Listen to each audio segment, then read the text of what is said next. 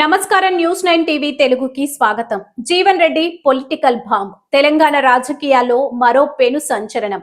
ఉమ్మడి కరీంనగర్ జిల్లా కాంగ్రెస్ సీనియర్ నేత ఎమ్మెల్సీ టి జీవన్ రెడ్డి తన రాజకీయ భవిష్యత్తుపై చేసిన వ్యాఖ్యలు ఇప్పుడు రాష్ట్ర వ్యాప్తంగా పెను దుమారం రేపుతున్నాయి.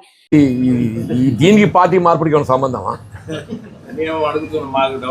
ఇప్పుడు ఒక్కటి బాబు, ఏ అంశమైనా కానీ మీకు తెలియకుంటే ఇది జరగదు. ఈ అంశం మీకు తెలియకుంటే ఇది జరగదు.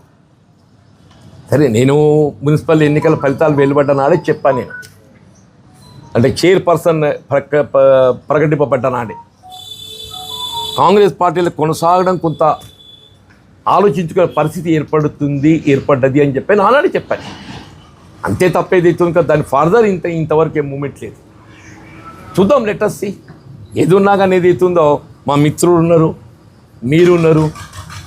సమయం సందర్భం వచ్చినప్పుడు ఏదైతుందో ఏ నిర్ణయం తీసుకున్నా మీ ద్వారానే వెలువడు. Thank you.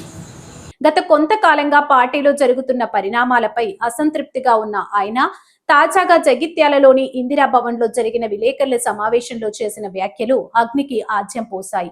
నేను పార్టీ మారుతుంటే మీకు తెలియకుండా ఎలా జరుగుతుంది అంటూ ఆయన విలేకరులకు ఇచ్చిన సమాధానం ఇప్పుడు కాంగ్రెస్ వర్గాల్లో టెన్షన్ పుట్టిస్తుంది. ఏం జరిగింది? ఆ కాంట్రవర్సీ ఏంటి? జగిత్యాల రాజకీయాలు ఒక్కసారిగా వేడెక్కాయి. ఇందిరా భవన్ లో విలేకరుల సమావేశం జరుగుతుంది.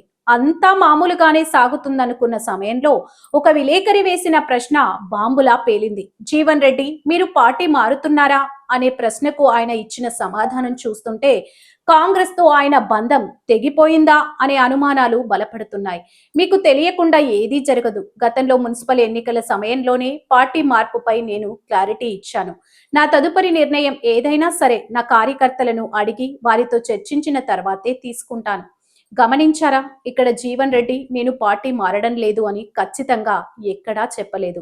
పైగా మున్సిపల్ ఎన్నికల సమయంలోనే క్లారిటీ ఇచ్చాను అని చెప్పడం వెనుక ఉన్న మర్మమేంటి?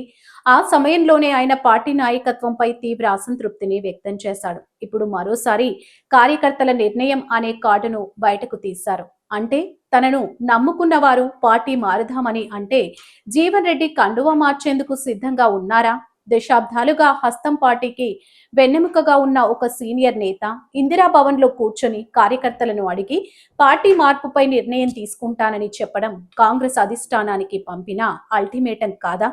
Jagtial jet speed politics Jeevan Reddy అడుగులు ఎటువైపు? ఆయన చూపు గులాబీ గూటి వైపా లేక కమలం వైపా? అసంతృప్తికి కారణమెవరు? జిల్లాలో తన ప్రాధాన్యత తగ్గుతోందని ఆయన భావిస్తున్నారా?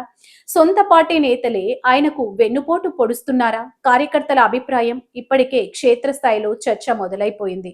జీవన్ రెడ్డి నిర్ణయం తీసుకుంటే జగిత్యాలలో కాంగ్రెస్ ఖాళీ అవ్వడం ఖాయమా? జీవన్ రెడ్డి వ్యాఖ్యలు ఇప్పుడు తెలంగాణ పాలిటిక్స్ లో హాట్ టాపిక్ గా మారాయి.